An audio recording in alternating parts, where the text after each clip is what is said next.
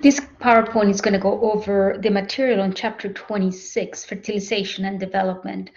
The test will focus on what is covered in the PowerPoints. So here are the objectives for this PowerPoint, and we're going to focus on the relationships between differentiation and development and the stages of development. We're going to talk about the process of fertilization, the 3 prenatal periods and the major events associated with them, the importance of placenta and the endocrine organs, the structural functions and changes in the uterus during gestation, the events that occur during labor and delivery.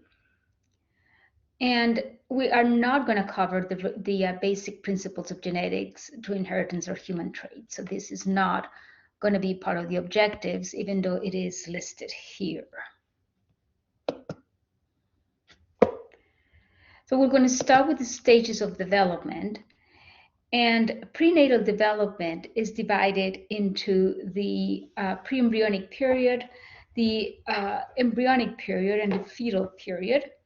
After that, it starts postnatal development. The pre-embryonic period consists of the first 2 weeks after fertilization,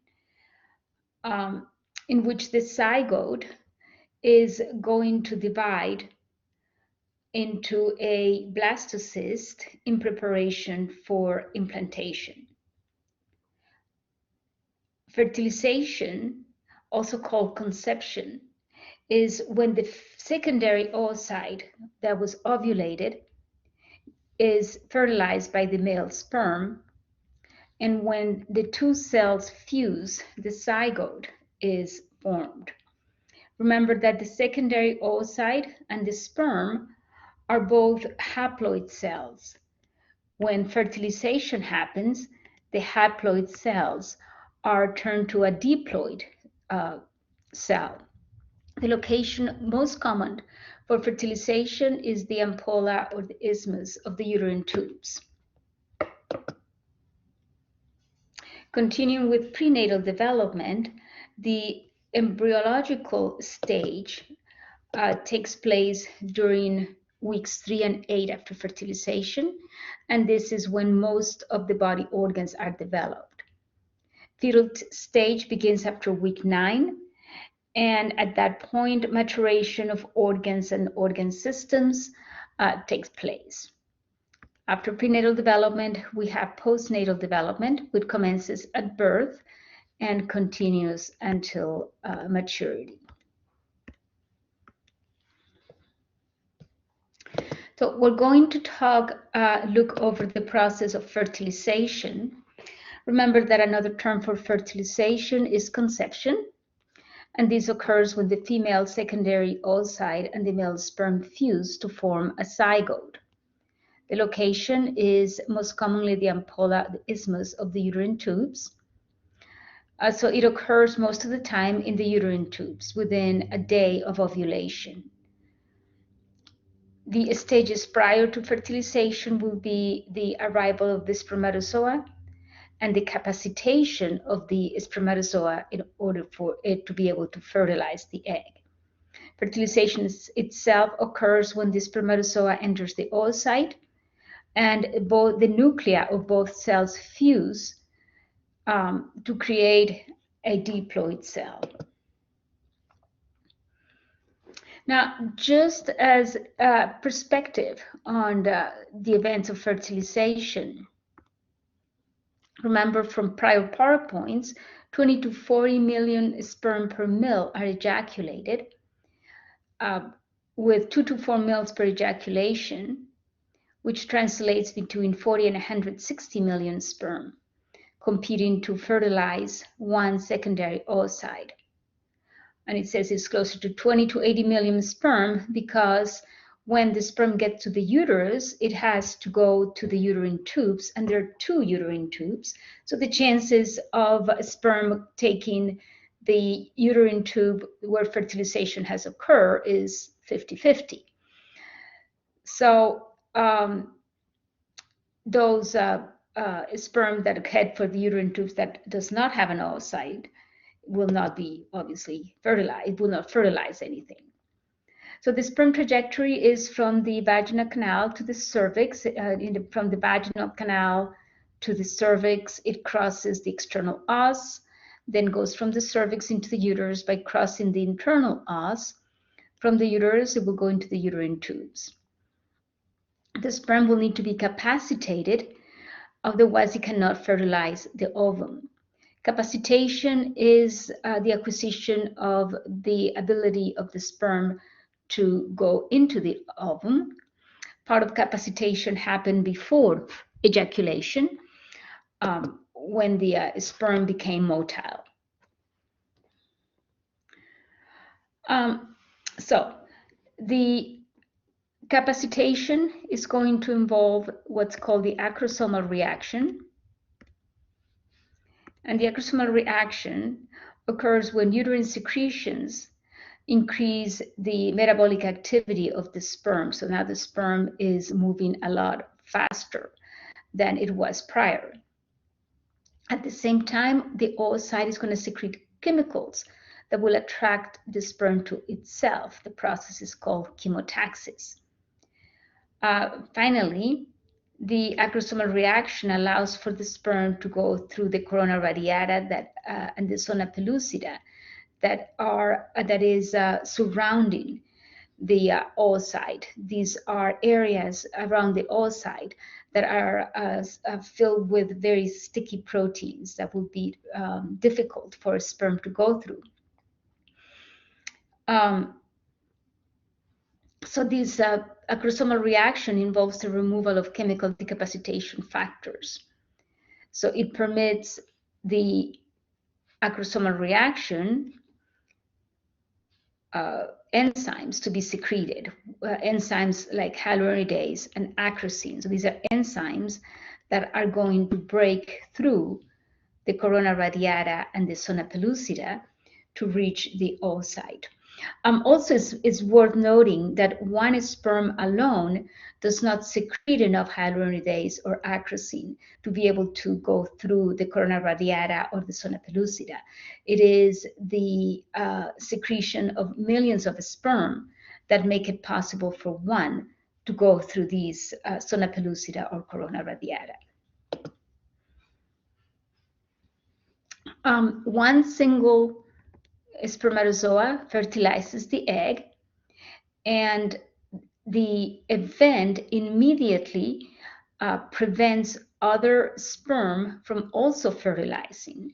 So what prevents polyspermy is what's called the cortical reaction. Polyspermy means more than one sperm fertilizing an egg. The cortical reaction prevents that by two steps. The minute the sperm enters the egg, there is a depolarization of the oocyte's membrane by calcium ions. So the influx of positive charges in the calcium makes the membrane of the oocyte positively charged, and that will prevent other sperm from entering.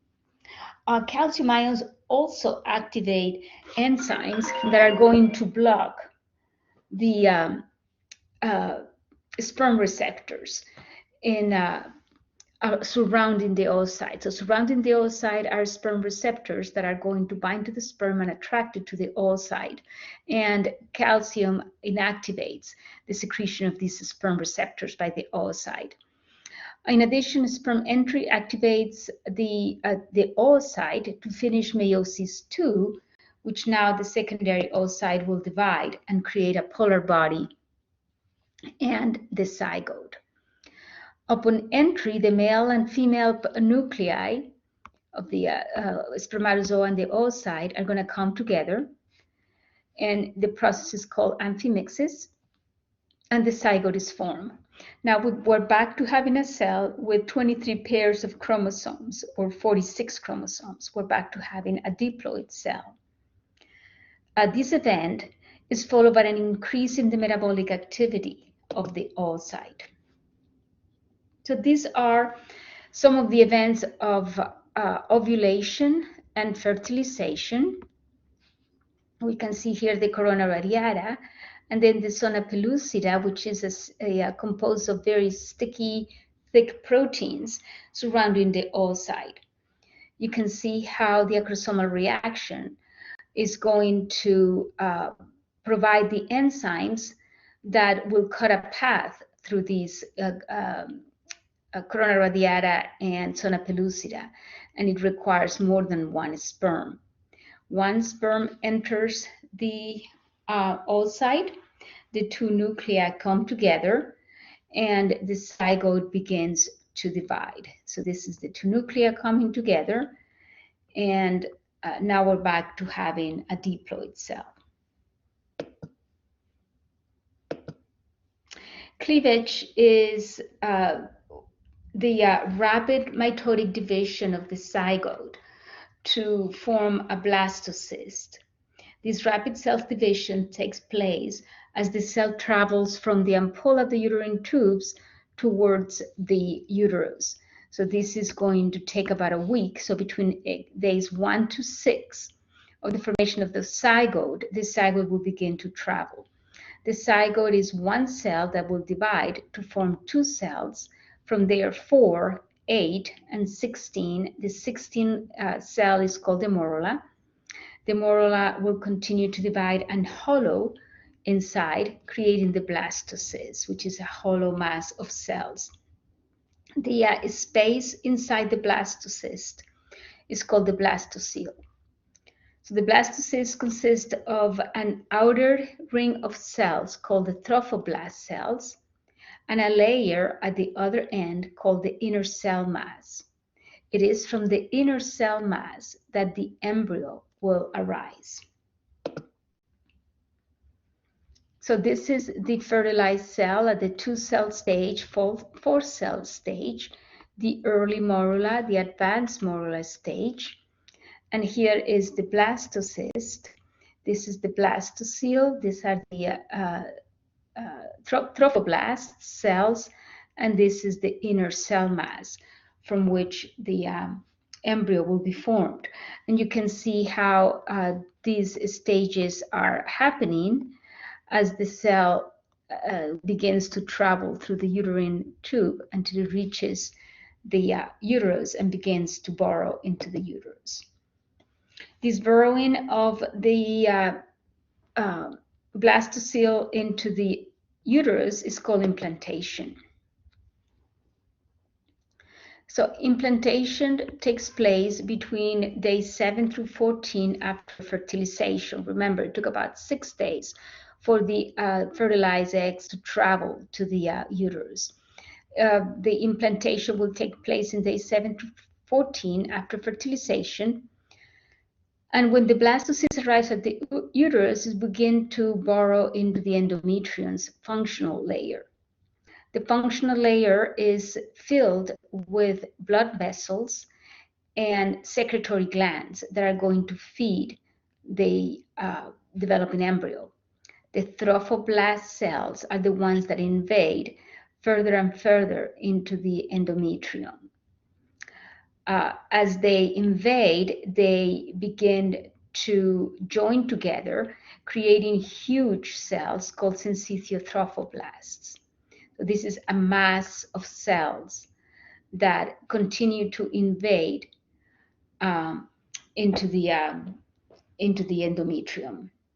Syncytiotrophoblasts begin to produce human chorionic gonadotropic hormone, which will keep the corpus luteum from disintegrating, and it stimulates it into continuing to produce estrogen and progesterone.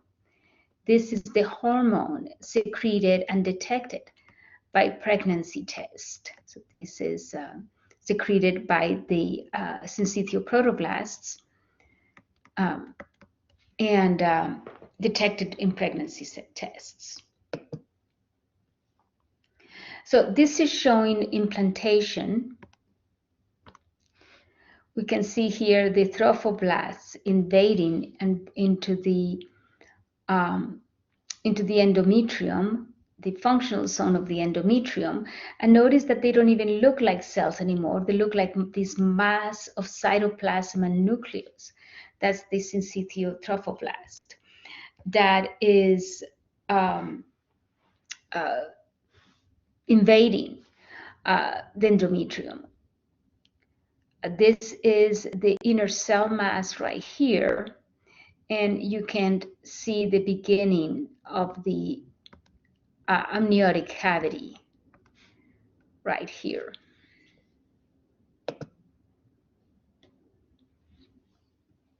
So the inner mast cell separates from the cytotrophoblasts, and that's the start of the amniotic cavity. Another cell, layers of cells grow into the blastocele to create the yolk sac.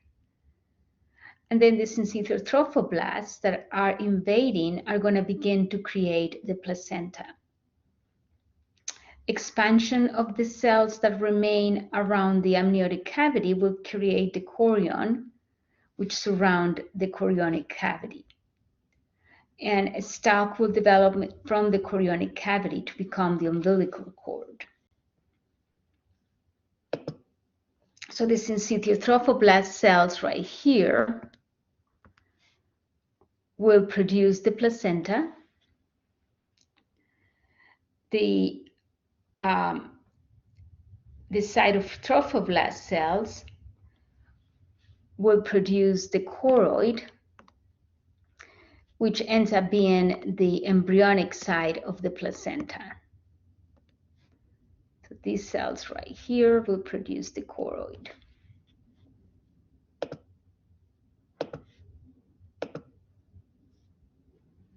So notice here how the invading cells are breaking up blood vessels, are creating pools of blood that will nourish the developing structures.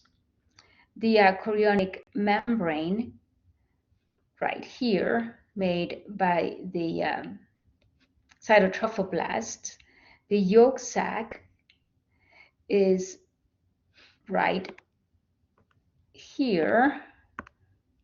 These are the embryonic membranes right there.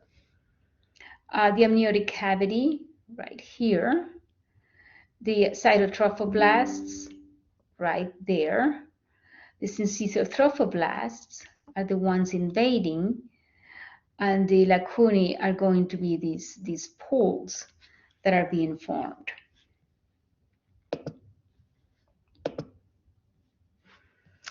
Formation of the embryo. The embryo begins to form after day 14, after fertilization. The embryonic membranes that we have mentioned, the yolk sac, the amnion, the choroid, and the allantoids, are forming during this stage. Gastrulation and the formation of the three embryonic tissues, the ectoderm, endoderm, and mesoderm, also takes place during this time, as does the beginning of the formation of organs. So gastrulation takes place when the cells in the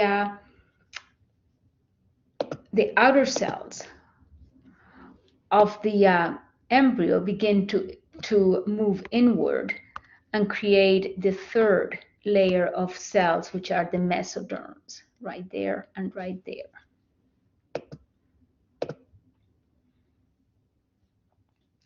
So the membranes being formed in the embryo are the yolk sac that forms during implantation from the hypoblast cells, and they're going to function as an embryonic blood supply. The amnion is formed during implantation, and it is a sac that is filled with a fluid called the amnion that is going to envelop the embryo. So the embryo is going to be within the amniotic cavity filled with amniotic fluid. These are protective membranes. The choroid is going to become part of the placenta. This arises from the cytotrophoblasts and the syncytotrophoblast, and eventually will become the placenta, which will move nutrients and gases between mother and fetus.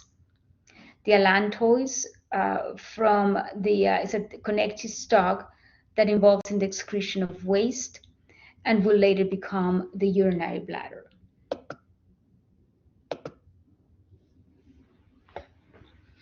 So here is the developing embryo in the inner cell mass. This is the amniotic cavity right here. The yolk sac is being developed right here.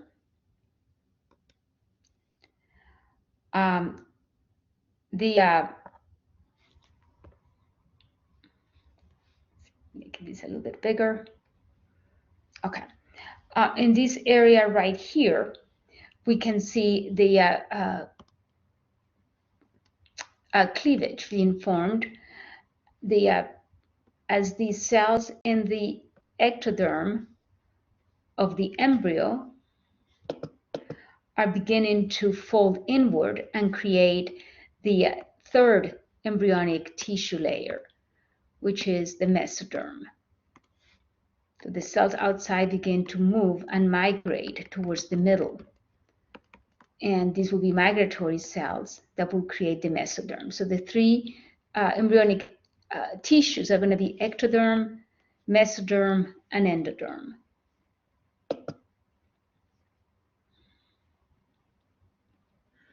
Okay. So again, you can see here the amnion and the yolk sac.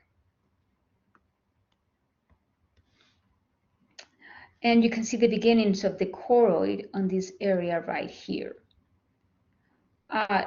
Yolk sac again, amnion, the choroid right here, and the placenta on this side. So the choroid will be the embryonic side of the placenta, whereas the placenta will be the maternal placenta. Gastrulation gives rise to the mesoderm, and now we'll have the three germ cells. The ectoderm will make structures like the epidermis, the nervous system, the sense organs, pituitary gland, adrenal gland, pineal gland. The endoderm is going to make organs like the liver, the pancreas, the other endocrine glands like the thyroid and the parathyroid, gallbladder, the mucosal epithelium lining the respiratory, reproductive, and gastrointestinal tracts. And the mesoderm are the migrating cells that will make heart, kidney, ureter, spleen, dermis of the skin, muscle, connective tissue, part of the adrenal cortex, and internal reproductive organs, as well as blood and lymph vessels. So this is week 3 over here on the right-hand side. And we can see more of the embryo being formed right there. This is the amniotic cavity surrounding the embryo in blue. This is the choroid with its villi and the placenta on the mother side right there.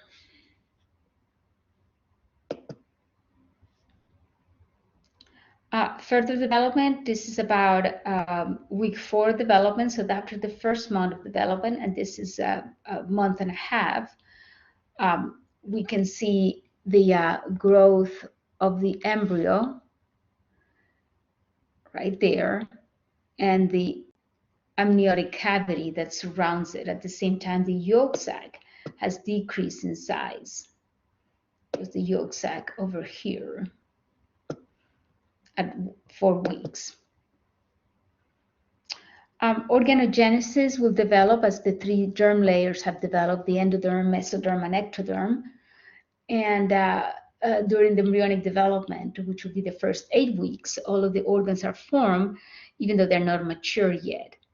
But by the end of week 8, the embryo is about 1 inch, and start the stage of fetal development between weeks 9 and about 38. The process of placentation looks at how the placenta is created, and the placenta is a barrier that separates fetal from maternal capillaries, and at the same time provides a blood supply, oxygen, and removal of waste to the fetal blood. By the end of week 12, the placenta has been completed, and the placenta has two parts. The decidua basalis is the maternal portion of the placenta, and the fetal chorionic villi is the fetal side of the placenta. So we can see here both sides, the fetal side right here, and the maternal side right here.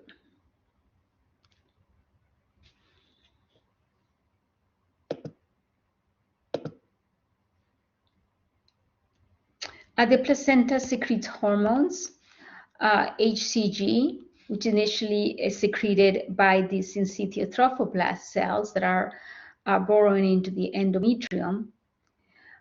This HCG hormone regulates estrogen and progesterone secretion. Estrogen involves in uterine growth, whereas progesterone maintains the uterine lining.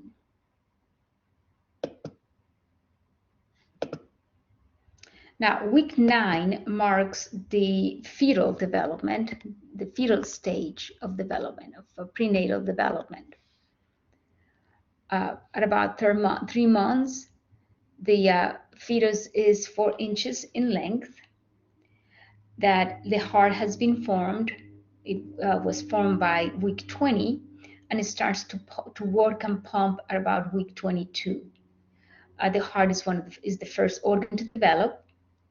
The extremities are beginning to get formed, even though they're not ossified. They will not be completely ossified until after birth. And at this point, the genitals are also distinguishable. By 4 months, 16 weeks, the fetus is 6 inches in length. The nervous system has started to develop, and the heart is audible. 5th month, the fetus is 10 inches. It has hair. It has a covering called the caseous vernix that covers the skin. And this is typically the month when the mother begins to feel the movement of the fetus. At 6 months, it's 12 inches. It weighs about 2 pounds. The eyes are beginning to opening. The lungs begin to secrete surfactant. 7 months, 14 inches, 2 to 4 pounds. The fetus can now turn, and the testes have descended in male fetuses. 8 months, 18 inches, about 5 pounds. All internal organs are developed, and the fetus can see and hear. At 9th month, the digestive and respiratory systems are fully developed.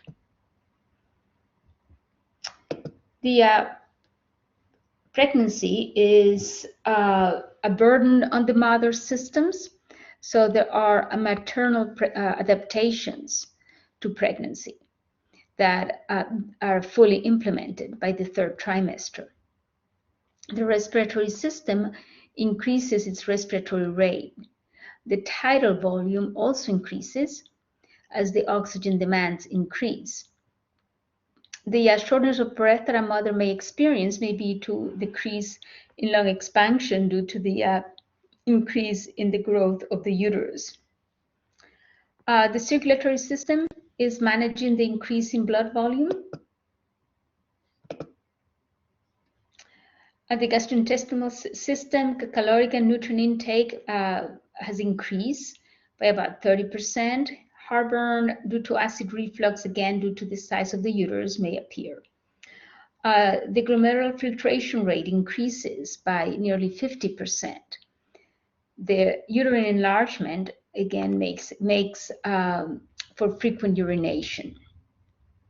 Reproductive system, The uterus and mammary glands increase in size.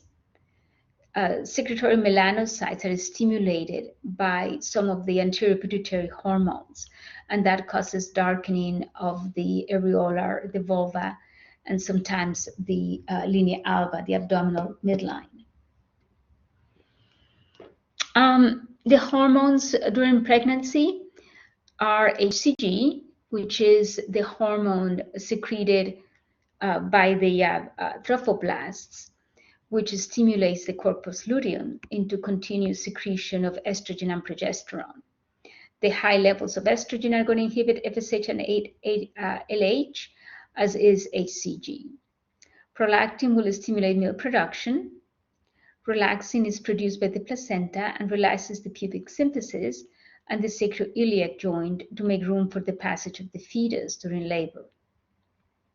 CRG, or corticotropin releasing hormone, increases cortisol to help fetal lung development.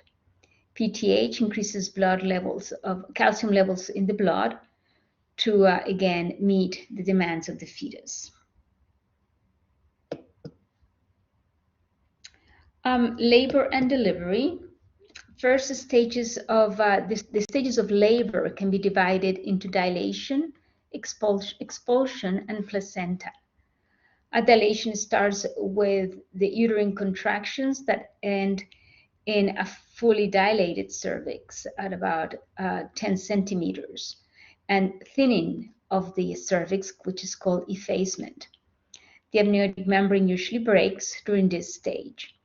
Expulsion involves the delivery of the fetus, after which the placenta is delivered. The placenta is called the afterbirth. And here's the stages of the delivery, dilation and effacement, fetal expulsion, and then the delivery of the placenta. So this is the material that can be covered in the test for this chapter going over fertilization and development.